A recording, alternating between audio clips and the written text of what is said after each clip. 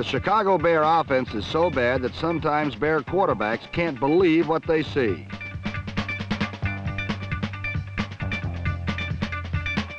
Against the Los Angeles Rams' number 2 ranked defense, Chicago displayed its customary offensive consistency. In short, they couldn't run the football very well, and they didn't complete too many passes either, at least to the right people.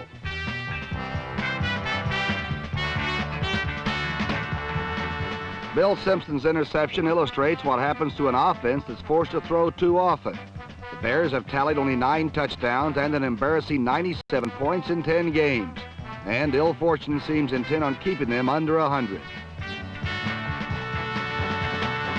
Chicago's only encouragement was the performance of rookie quarterback Bob Avellini. Here he's connecting with Bo Rather for the Bears' first touchdown with 9 seconds left in the game. Unlike the Bears, the division-leading Rams boast one of the NFC's deepest and most versatile ground attacks. Fullback Lawrence McCutcheon runs with style, speed, and grace.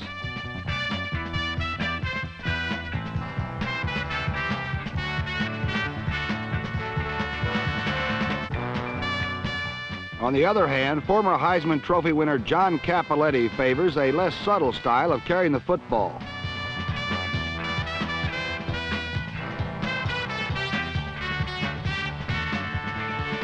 Like most of the NFL's consistent winners, the Rams throw the football only when they must. But when they do, James Harris and Harold Jackson have developed into one of the league's most productive combinations. The Rams' 38-10 humbling of the Bears was a classic example of a good team overwhelming a poor one. In the AFC Central, the division-leading Cincinnati Bengals met Cleveland. Most expected the NFL's number 1 passing team to destroy the winless Browns.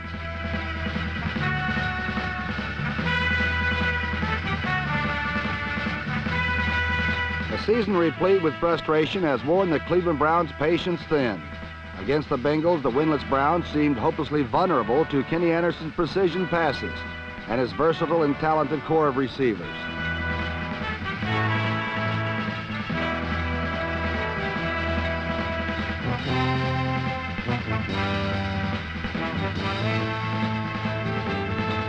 Two weeks ago against Buffalo, Anderson passed for 447 yards, more yardage than Cleveland usually gains in a month. Against the Browns, every Anderson pass threatened to wind up in the end zone.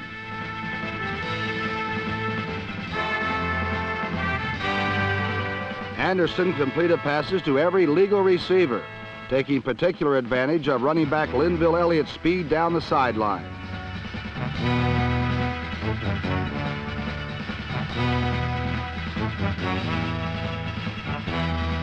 The Bengals live by the pass, but often score by the run.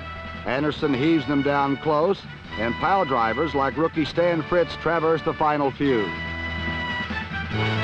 The Bengals erased an early 9-point Brown lead, and certainly the Cleveland faithful awaited the inevitable collapse of Cleveland's offense.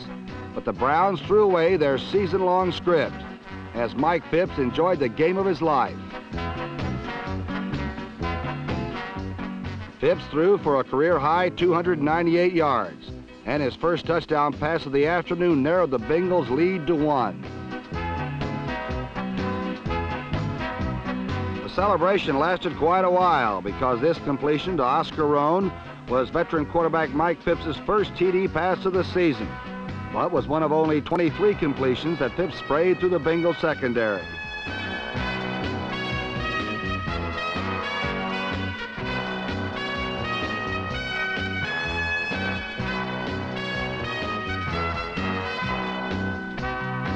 Like Phipps, running back Greg Pruitt had a great afternoon, accounting for over 250 yards of offense.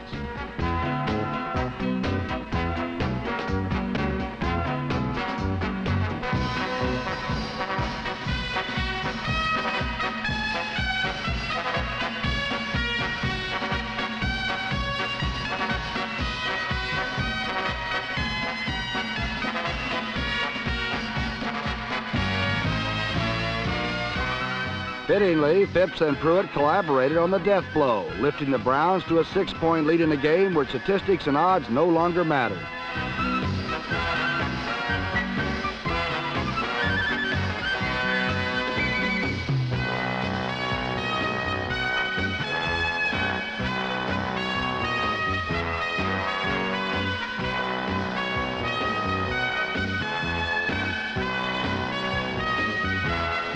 With Kenny Anderson sidelined with an injury, four-year signal caller John Reeves stepped in to try to salvage a Bengal victory. But the fired-up Cleveland defense sensed an upset, and like a brown tidal wave, they destroyed the Bengal pass pocket, pressuring Reeves into hasty deliveries. An NFL maxim states a team that lives by the pass sometimes dies by it, and such was the case last week in Cleveland.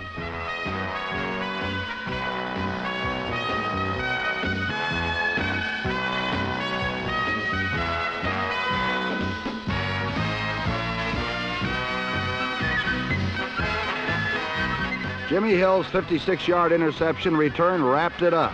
Statistically, the Browns didn't belong on the same field as Paul Brown's title-contending Bengals. The odds makers made Cincinnati an overwhelming favorite. But as so often happens in the NFL, a nobody surprised a somebody, as the Cleveland Browns defeated the analysts, the bookies, and the Bengals in a stunning AFC Central Division upset.